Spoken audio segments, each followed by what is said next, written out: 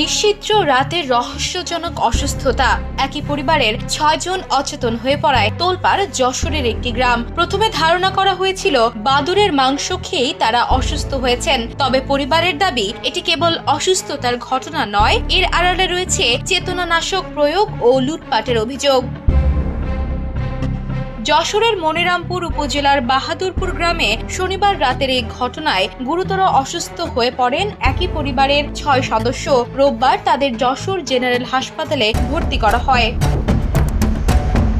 অসুস্থদের মধ্যে রয়েছেন সুভাষ দাসের স্ত্রী সখী দাস, তার 3 ছেলে ইন্দ্রজিৎ দাস, প্রসেনজিৎ দাস ও হৃদয় দাস, দিলীপ দাসের ছেলে অজয় দাস এবং মৃত তারাপদ দাসের ছেলে রবিন দাস। হাসপাতালে চিকিৎসাধীন সখী দাস জানান, শনিবার দুপুরে তিনি বাপের বাড়ি থেকে প্রায় 1 কেজি বাদুড়ের মাংস নিয়ে আসেন। রাতে ওই মাংস রান্না করে পরিবারের সবাই ভাতের সঙ্গে খান, কিন্তু রোববার সকাল পর্যন্ত কেউ ঘুম থেকে না উঠায় প্রতিবেশীদের সন্দেহ হয়। খোঁজ নিয়ে দেখা যায় সবাই অচেতন অবস্থায় ঘরের ভেতর পড়ে আছেন।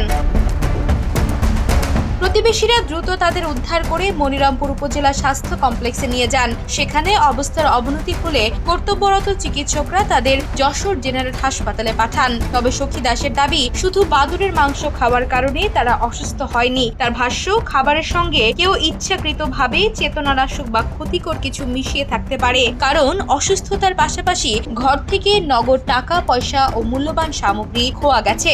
এই ঘটনা নিয়ে সামাজিক যোগাযোগ মাধ্যম এবং সেই এলাকায় ব্যাপক চাঞ্চল্যের সৃষ্টি হয়েছে।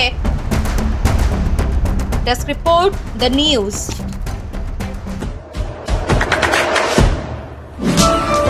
দেশে দেশে সবার সাথে দ্য নিউজ।